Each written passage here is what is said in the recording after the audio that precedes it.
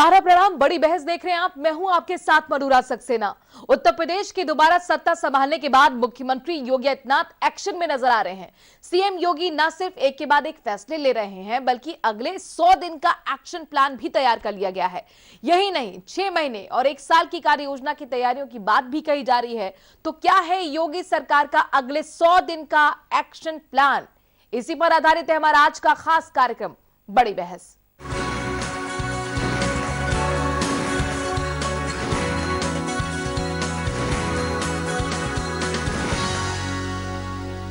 मुख्यमंत्री योगी आदित्यनाथ ने 100 दिन का एक्शन प्लान तैयार कर लिया है। लोक भवन में मंत्रियों और सचिवों के साथ हुई बैठक में सीएम योगी के सामने सभी विभागों का प्रेजेंटेशन हुआ। आने वाले 100 दिन में प्रदेश में किस तरह से काम करना है, इसका खाका तैयार किया गया। इस मौके पर मुख्यमंत्री योगी आदित्यनाथ ने कहा कि जहां विकास और समृद्धि की व्यापक संभावनाएं हो, वहां निर्धारित लक्ष्यों को हासिल करना होगा। बैठक के दौरान यूपी को देश का नंबर 1 राज्य और प्रदेश की अर्थव्यवस्था को देश की नंबर 1 अर्थव्यवस्था बनाने का लक्ष्य भी रखा गया। सीएम योगी ने कहा कि सभी विभागों को प्राथमिकता तय करते हुए 100 दिन, 6 महीने और 1 साल की योजना बनानी होगी। वहीं 12 अप्रैल से विभागों का प्रेजेंटेशन शुरू होगा, जिसमें खुद मंत्रियों को कार्य योजना का प्रेजेंटेशन देना होगा। कार्य योजना के माध्यम से लोक कल्याण संकल्प पत्र 2022 के बिंदुओं और भारत सरकार की योजनाओं को आगे बढ़ाने पर जोर दिया गया है। कार्य योजना बनाते समय ईज ऑफ लिविंग पर विशेष ध्यान देने की जरूरत बताई गई है। लोगों के जीवन को सहज और सरल बनाने के साथ ही जीवन स्तर में सुधार लाने वाली योजनाओं पर ध्यान देने के लिए कहा गया है। एक जनपद एक उत्पाद योजना, विश्वकर्मा श्रम सम्मान योजना, स्वामित्व योजना, ये तमाम योजनाओं पर तेजी से आगे बढ़ने के निर्देश दिए गए हैं। इसके साथ ही जन शिकायतों के त्वरित और प्रभावी निस्तारण करने के मुख्यमंत्री ने निर्देश भी दिए।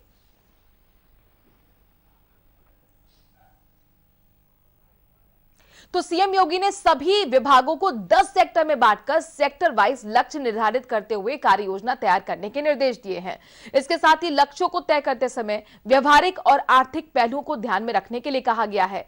1 सप्ताह के बाद इनका सेक्टर वाइज प्रेजेंटेशन होगा। इसके पहले मुख्य सचिव दुर्गाशंकर मिश्रा ने 100 दिन की कार्य योजना को सीएम योगी के सामने रखा था। इस मौके पर दोनों डिप्टी सीएम ब्रजेश पाठक और केशव प्रसाद मौर्य के साथ सभी कैबिनेट मंत्री, राज्य मंत्री, सभी अपर मुख्य सचिव भी मौजूद रहे। बैठक खत्म होने के बाद सारा समय के एसोसिएट एडिटर आलोक गुप्ता ने मंत्रिमंडल के सदस्यों से बातचीत भी की। साथ कपिल देव अग्रवाल जी मौजूद हैं। मुख्यमंत्री की बैठक खत्म हो गई है। करीब 1.5 घंटे से ज्यादा का ये प्रेजेंटेशन रहा। क्या रहा 100 दिन का एजेंडा? देखिए, सबसे बड़ी बात यह कि मुख्यमंत्री बहुत तेजी से प्रदेश को और अधिक प्रगति के मार्ग पर ले जाना चाहते हैं। कोई आज मतलब सब विस्तराएं थी, चुनाव चल रहा है, उसके बावजूद आज ही मीटिंग बुलाई और सब मंत्रियों को बुला करके टारगेट दिया है। यानी कोई भी समय वो किसी भी रूप में अनावश्यक रूप से खराब नहीं करना चाहते हैं। सबको बुलाया, सबको डायरेक्शन दी है, सबको काम करने के लिए कहा गया है, सबको अपने अपने डिपार्टमेंट का प्रेजेंटेशन देने के लिए कहा गया है और बहुत गंभीरता से, यानी सरकार को आउटपुट चाहिए जिस विश्वास के साथ। प्रेजेंटेशन देना अभी ये तो हमको 1 हफ्ते के अंदर देना है और 100 दिन का टारगेट दिया है। हमने उसकी पूरी तैयारी की है और अच्छे से अपने विभाग को और अधिक गति प्रदान करने का काम करें। ठीक, धन्यवाद। हम हमारे साथ में और भी लोग हैं और भी दानिश आजाद जी हैं, राज्य मंत्री हैं। आप पहली बैठक में थे, क्या कहेंगे, क्या रहा आज, क्या निर्देश दिए हैं? आगामी 100 दिनों में हमारे विभाग का क्या एजेंडा रहेगा, इस पर डिस्कशन हुआ। कैसे हम विभाग के जो काम है उसको बेहतर से बेहतरीन बनाएं, इस बारे में डिस्कशन हुआ। साथ ही साथ हम जो अल्पसंख्यक जो बस्तियां हैं वहाँ के पेयजल व्यवस्थाओं को और अच्छा कैसे कर पाएँ, वहाँ के इंफ्रास्ट्रक्चर को और अच्छा कैसे कर पाएँ, इन तमाम बिंदुओं पर चर्चा हुई। साथ ही साथ मदरसा जो में एक ऐप भी डेवलपमेंट करने की बात हुई, ताकि मदरसे का बच्चा उस ऐप के माध्यम से अच्छे से अच्छा शिक्षा हासिल कर पाए। इसके साथ साथ मदरसे के बच्चों को जो है स्वतंत्रता संग्राम सेनानियों के बारे में पढ़ाया जाए। जो तमाम सारी बातें कही हैं। कृषि मंत्री जी शाही साहब, क्या एजेंडा दिया गया? आपके पास बड़ी जिम्मेदारी है। इंतजार कीजिए, बताऊंगा मैं। 100 दिन के लिए क्या निर्देश दिए गए? आगे इंतजार कीजिए, बता देंगे। बिल्कुल, अभी इंतजार करना होगा। बेसिक शिक्षा मंत्री यहाँ पर संदीप सिंह भी हैं, हम उनसे भी संक्षेप में भी बात करते हैं कि क्या कहते हैं। संदीप सिंह जी, बस एक संक्षेप में, आपका बड़ी जिम्मेदारी है बेसिक शिक्षा की। स्कूल चलो अभियान आपने शुरू किया, आज क्या निर्देश दिए गए?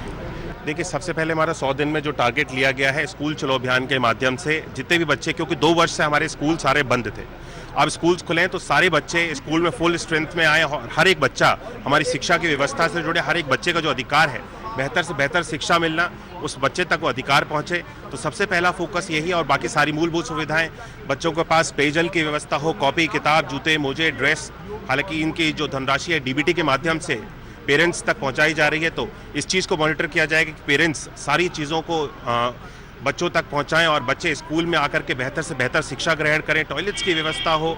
हमने एक नया लक्ष्य लिया है कि हर एक जितने भी परिषदीय विद्यालयों का अभी हमारी जो संख्या है 1,80,00,000 है, जो हमने पिछले 5 वर्षों में 22 लाख, अगर 2017 से पहले की बात करूं तो 22 लाख हमने उसको ऐड किया है। 2017 से पहले 21 लाख छात्रों ने इस व्यवस्था से अपने आप को अलग कर लिया था। अब हमने लक्ष्य लिया है कि 2 करोड़ तक अपने परिषदीय विद्यालयों में अपनी छात्रों की संख्या को लेकर के जाएं और हर एक बच्चे तक शिक्षा को पहुंचाएं। धन्यवाद। संदीप सिंह जी है, बता रहे हैं कि किस तरीके से उनका जो एजेंडा है और अपने अपने विभागों के बारे में उनको तमाम सारे निर्देश दिए गए हैं। अब देख रहे हैं कि बैठक खत्म होने के बाद जो मंत्रीगण हैं वो बाहर निकले हैं और सबको निर्देश दे दिया गया है कि किस तरीके से 100 दिनों में उन्हें काम करना है। समय के लिए लखनऊ से कैमरामैन रंजीत चटर्जी के साथ आलोक गुप्ता। तो योगी सरकार का क्या है एक्शन प्लान, इसे समझने के लिए खास पैनल हमारे साथ मौजूद है।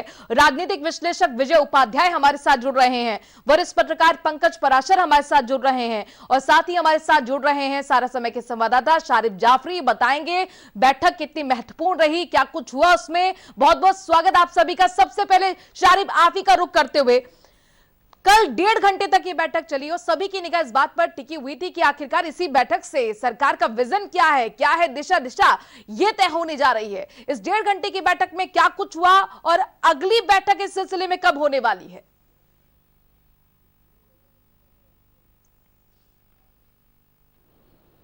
सरकार का पहले दिन शपथ ग्रहण के तुरंत बाद मुख्यमंत्री ने बड़ी बैठक की थी और उसके बाद अब एक्शन मोड में आए। 100 दिन की कार्य योजना तैयार कर उसका प्रेजेंटेशन देने के लिए कहा था। तो सभी जो कैबिनेट मंत्री हों, राज्य मंत्री स्वतंत्र प्रभार हों या फिर जो राज्य मंत्री हैं, उसके साथ सभी या सचिव जितने थे सभी इस बैठक में शामिल हुए और मुख्यमंत्री ने बिल्कुल साफ साफ मंत्रियों से कह दिया है कि जो सरकार की योजनाएं हैं, जिसका सीधा लाभ उत्तर प्रदेश की जनता को पहुंच रहा था, उन योजनाओं को और तेजी से कैसे आगे बढ़ाया जाए।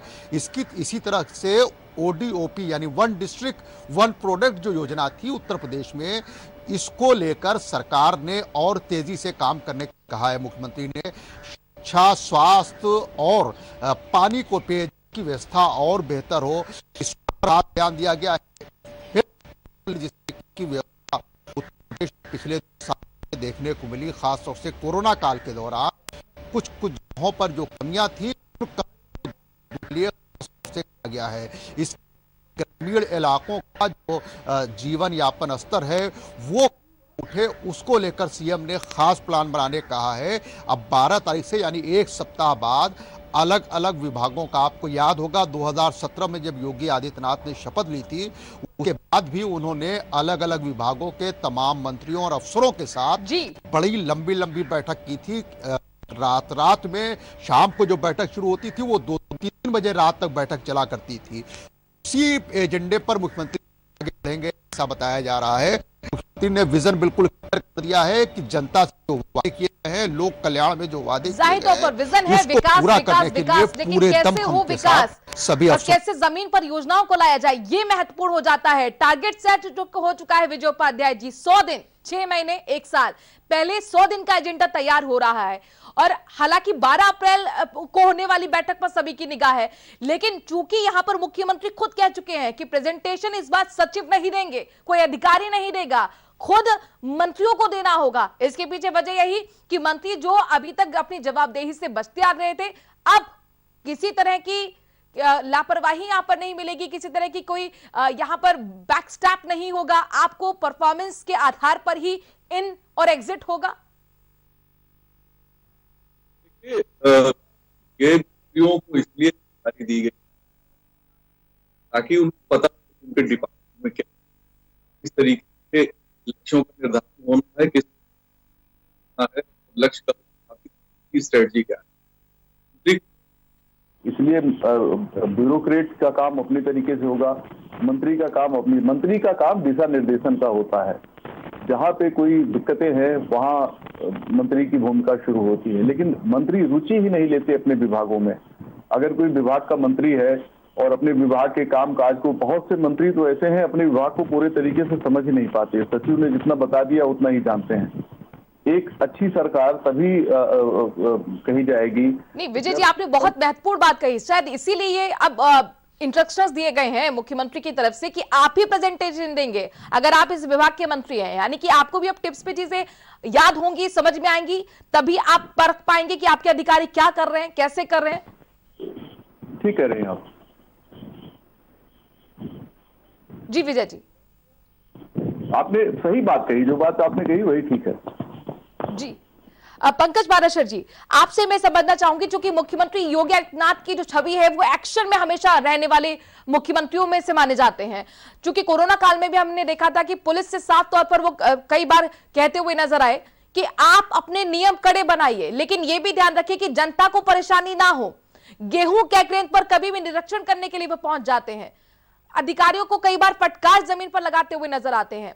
इस बार जो उनका वर्किंग स्टाइल है वो मुझे लगता है कि और भी ज्यादा एग्रेसिव हो गया है, क्योंकि जब शपथ ग्रहण हुई थी, जब कैबिनेट के मंत्रियों ने शपथ ली और उसके बाद विभागों का बंटवारा भी नहीं हुआ, लेकिन उसके अगले दिन ही बैठक कर यह साफ कह दिया गया था कि रिफॉर्म, परफॉर्मेंस और ट्रांसफॉर्म, इस पर ही सरकार चलने जा रही है।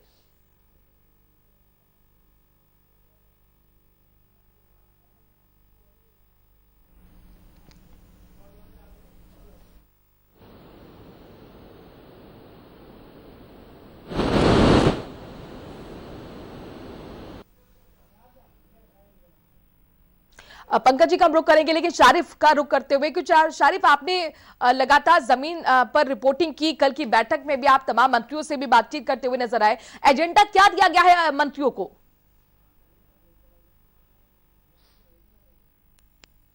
क्लियर और साफ विजन है मुख्यमंत्री की तरफ से कि जनता से जुड़ी योजनाएं हैं, जिससे जनता को सीधा लाभ पहुंचना है, उन योजनाओं पर सख्ती से अमल करना है। मंत्रियों को भी इसलिए साफ साफ कहा गया है कि वो सिर्फ जो ऑफिसर, जो प्रमुख सचिव बता दें या सचिव लेवल के जो बता दें, उसी पर निगाह नहीं रखनी है, बल्कि वो खुद भी फील्ड पर जाकर इस बात की तस्दीक करनी है ऊपर कितना अमल हो रहा है, इस बात पर लगातार ध्यान देते रहना है। आपने देखा होगा उत्तर प्रदेश के जो डिप्टी सीएम हैं और स्वास्थ्य जुड़े महकमे उनके पास हैं, ब्रिजेश पाठक, वो लगातार फील्ड में नजर आ रहे हैं। मेडिकल कॉलेज पहुंचे थे, खुद लाइन में लग गए मरीज की तरह और उन्होंने व्यवस्था देखी कि आखिर किस तरीके से यहाँ पर मरीजों को ट्रीट किया जाता है। तो इसी तरीके से सभी विभागों के लिए साफ साफ निर्देश दिए गए हैं। मुख्यमंत्री ने साफ साफ कह दिया है कि ये नहीं चलेगा कि ऑफिसर्स ने जो बता दिया आप उसी पर अमल करेंगे। जनता को सुविधा किस चीज से हो सकती है, ईज ऑफ डूइंग बिजनेस जिसको नाम दिया गया था, किस तरीके से किस मामले में जनता को कितनी ज्यादा सुविधा देनी है, इस पर अमल करने के लिए कहा गया है, बजाय इसके कैसे इस तरीके के नियम बना दिए जाएं कि लोग उसका पालन करते दौड़ते दौड़ते परेशान हो जाए। यानी तो शायद कुल मिलाकर कागजों तक बनेंगे वो ऐसे बनेंगे जो जनता के जमीन पर आए, और इसके लिए टारगेट सेट कर दिया गया है कि आपको 100 दिन में ये करके दिखाना है। हर महीने आपका परफॉर्मेंस चेक किया जाएगा, उसी के आधार पर रिपोर्ट कार्ड बनाए जाएंगे। विजय उपाध्याय जी, मैं आपसे ये समझने की कोशिश कर रही हूँ, ट्रेलर तो दिख चुका है, मुख्यमंत्री योगी आदित्यनाथ जिस तरीके से एक्शन में नजर आ रहे हैं, 5 दिन के अंदर IAS, PCA जैसे 3 अधिकारियों के खिलाफ कार्रवाई हो चुकी है, सस्पेंड किया जा चुका है। है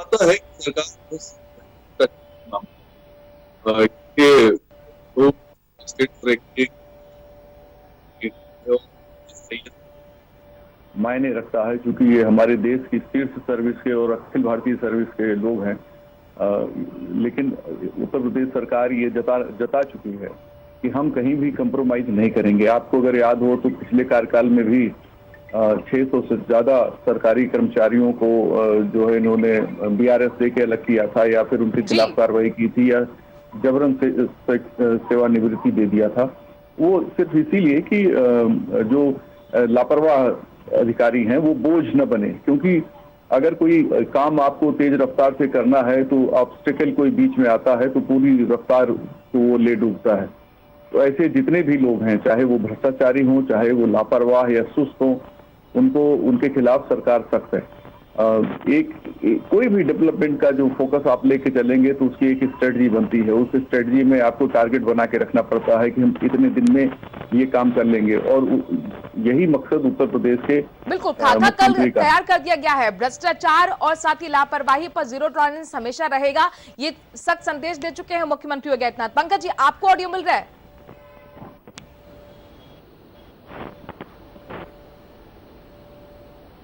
पंकज जी, आवाज मिल रही है आपको?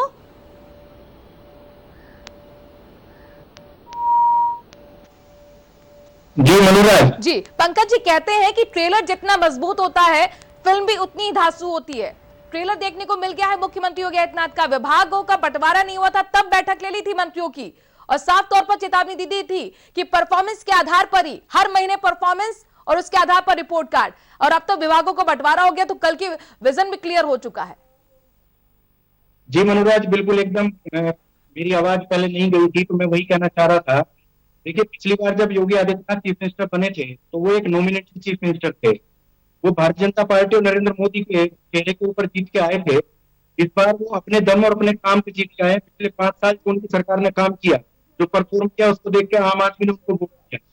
तो इस बार उनके सामने चुनौतियां हैं, उन्हें अपने आप को साबित करके दिखाना है कि जनता ने जो उनके ऊपर भरोसा किया है वो उस भरोसे के काबिल है।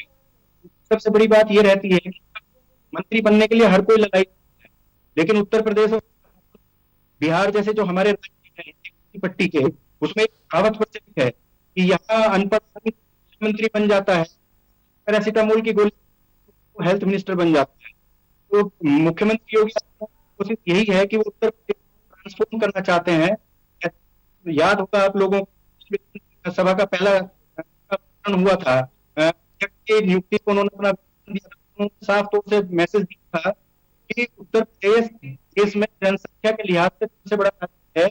लोग जो दूसरे राज्य हैं वो हमें जी जी पंकज जी, असल में आपकी वॉइस ब्रेक हो रही है, लेकिन जितना हमें समझ में आया आप ये कह रहे हैं कि चुनौती यहाँ पर मुख्यमंत्री के सामने डबल हो जाती है, चूंकि वक्त बेहद कम है। 24 से पहले उनको अपना रिजल्ट दिखाना है, और चूंकि उन्हीं के नाम पर ये चुनाव लड़ा गया था तो जाहिर तौर पर जो भरोसा दिखाया गया है जनता की तरफ से, उन उम्मीदों पर भी खरा उतरना है। और महत्वपूर्ण बात यह कि विपक्ष इस बार मजबूत हो चुका है। सवाल लगातार पूछे जाएंगे, तीखे सवाल, और उसका जवाब देने के लिए एकमात्र यही विकल्प है कि आप करके दिखाइए, परफॉर्मेंस हो।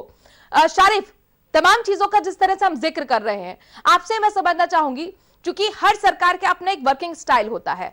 मुख्यमंत्री योगी आदित्यनाथ का एक्शन में हमेशा मोड में वो रहते हैं, एग्रेसिव इस बार वो कुछ ज्यादा दिख रहे हैं, बुलडोजर की स्पीड भी तेज हो चुकी है, और खौफ इतना अपराधियों में कि खुद वो सरेंडर कर रहे हैं थाने में आकर। आप मुझे बताइए कि इस बार कौन सी वो योजनाएं हैं जिन पर खास फोकस इस बार सरकार का रहेगा? देखिए, उत्तर प्रदेश की सरकार की अगर बात की जाए, 2017 में जिस तरीके से विजय मिली थी भाजपा को, वो 14 से लेकर 17 तक जो केंद्र का काम था, नरेंद्र मोदी का जो काम था, उसके दम पर बनी थी। लेकिन अगर 2022 की अगर सरकार की बात करें, योगी आदित्यनाथ के नेतृत्व में जीत मिली है। केंद्र नेतृत्व ये कह चुका था कि योगी आदित्यनाथ मुख्यमंत्री बनेंगे अगर सरकार बनती है। उसी को देखते हुए एक बड़ा मैंडेट उत्तर प्रदेश की जनता ने योगी आदित्यनाथ सरकार को दिया है। और सरकार जिस दौरान योगी आदित्यनाथ प्रचार करते थे, वो लगातार लॉ एंड ऑर्डर को लेकर बात करते थे, महिलाओं को खास तौर से एड्रेस करते थे, और ये कहते थे वो हर सभा में कि जिस तरीके का माहौल 2017 से पहले था वह माहौल चाहिए, या फिर जिस तरीके का माहौल बना है 2017 से 2022 के बीच में ऐसा माहौल चाहिए। खास जिस लोगों ने एक नजीर भी देख ली, गाजियाबाद के एसएसपी पवन कुमार, हालांकि खुद देखा जाए आम जो शोहरत है उनकी, जो ऑफिसर के बीच में, वो एक ईमानदार आईएएस अफसर माने जाते हैं पवन कुमार, लेकिन लॉ एंड ऑर्डर को कंट्रोल में था। कई डकैतियां हुई, लूटपाट हुई, जिससे उच्च स्तर पर नाराजगी हुई और उन्हें सीधा सस्पेंड कर दिया गया। भ्रष्टाचार की शिकायत पर सोनभद्र के दिए शिबू सस्पेंड कर दिए गए, औरैया डीएम को सस्पेंड कर दिया गया है, और उनके करीबी जो हैं उनके यहाँ विजिलेंस की छापा मारकर बाकायदा तमाम दस्तावेज कब्जे में लिए हैं और जांच की जा रही है।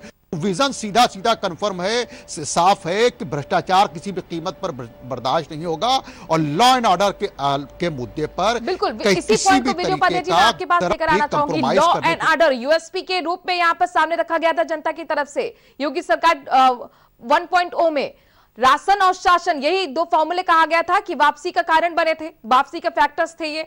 राशन जाहिर तौर पर गरीबों से सीधे जुड़ा हुआ था और शासन में जिस तरीके से लॉ एंड ऑर्डर बेहतर तरीके से देखने को मिला, लेकिन लॉ एंड ऑर्डर के साथ साथ विकास भी जरूरी है। यहां पर तमाम वो युवा जिनको पिछली बार जॉब नहीं मिल पाई, वो इस बार उम्मीदों के साथ देख रहे हैं। वो मिडिल क्लास जो महंगाई की मार झेल रहा है, वो उम्मीद कर रहा है कि उसको कैसे राहत आएगी। क्या इन चीजों पर अब सरकार को ध्यान देना चाहिए?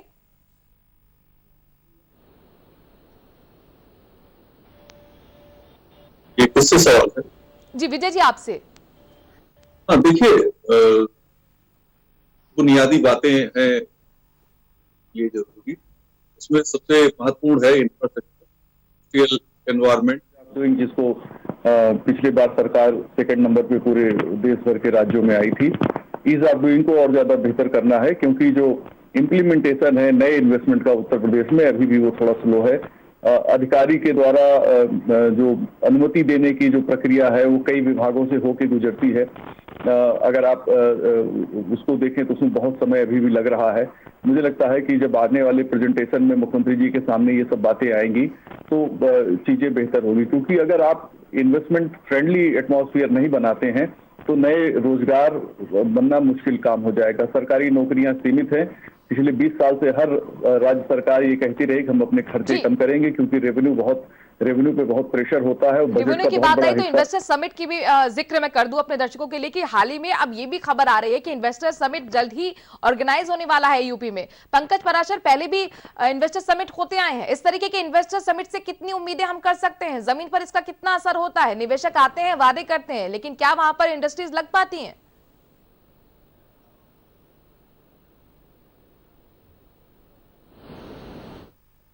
के दौरान इन्वेस्टर समिट हुए और बड़े बड़े प्रपोजल मिले, लेकिन वो धरातल पे फलीभूत नहीं हो पाए। लेकिन इसके विपरीत अगर पिछली सरकार योगी आदित्यनाथ का जो फर्स्ट टर्म था उसके दौरान जो इन्वेस्टर समिट हुई उसमें तकरीबन 1.5-2 लाख करोड़ रुपए के एग्रीमेंट्स हुए थे नेशनल, उसमें तमाम मल्टीनेशनल कंपनीज आई थी। लेकिन एक जो बड़ी बात है वो ये है कि कोरोना के बावजूद, जब 2 साल इस सरकार के कोरोना में खराब हो गए, उसके बावजूद भी नोएडा, ग्रेटर नोएडा और Yamuna expressway industrial development authority ने मिलके और जो यूपी इन्वेस्ट एक अलग से सेल बनाई इस सरकार ने, उन सब ने मिलकर बड़ी कंपनियों को लेके आने में ये लोग सफल हुए। और कई ऐसी कंपनियां हैं जो फॉर्च्यून 500 कैटेगरी की कंपनियां हैं जिन्होंने आके नोएडा, ग्रेटर नोएडा में काम शुरू किया। कानपुर, लखनऊ और इवन इलाहाबाद तक भी नई कंपनियां आई हैं। तो जाहिर सी बात है अगर सरकार इन्वेस्टर समिट करती है और उसको धरातल पे लेके आने की कुव्वत रखती है तो ये सब फायदे की चीजें होती हैं। ठीक है शारिफ, क्लोजिंग कमेंट आपसे, मेरे पास वक्त कम है। कौन कौन से इन्वेस्टर्स को बुलाने की तैयारी हो रही है?